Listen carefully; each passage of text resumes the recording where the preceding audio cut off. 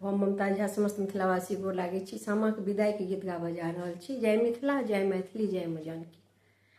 किया बेटी कोइख देल जनम विधाता, जनम विधाता।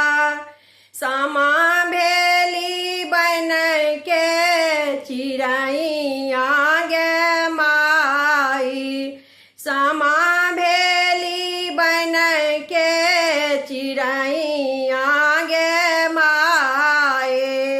मनोखा लिखल हम आखर बदलिता हूँ, आखर बदलिता हूँ। विधना लिखल नहीं मेटल जाई गे माई, विधना लिखल नहीं मेटल जाई गे माई। सामा भेली बन के चिड़ैया गे माई।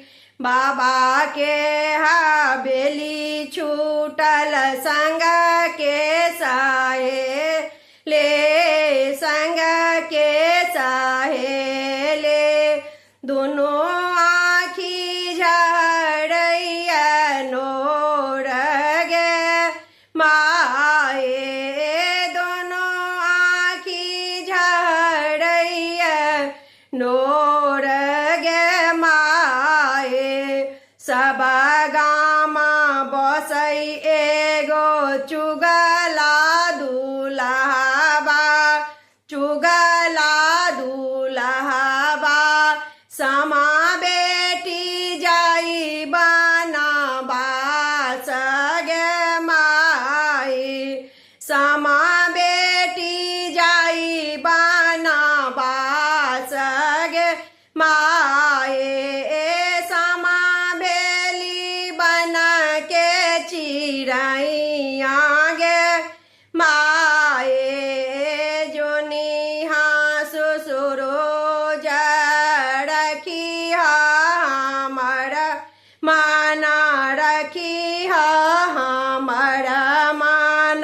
सामा भोगे अब से सराप गे माई, सामा भोगे अब से सराप गे माई।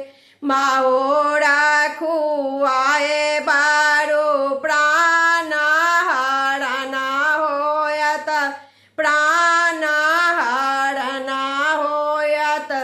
सहलो ने जाई अपमान गे माई, सहलो ने जाई अपमान गे माई। सामा भेली बन के चिड़ैया गे माई। नहीं कानू नहीं खीजू बहिना सहोदर, बहिना सहोदर। भैया चके बादै भरोसा गे माई, भैया चके बादै भरोसा गे माई। मेटाता कलंक के दाग दाई सामा, दाग दाई सामा। जग भरी होए त सम्मान गे माई, जग भरी होए त सम्मान गे माई। सामा भेली बन के चिड़ैया गे माई। किया बेटी कोइख देल जन्म विधाता, जन्म विधाता। सामा भेली बन के चिड़ैया गे माई, सामा भेली बन के चिड़ैया। धन्यवाद।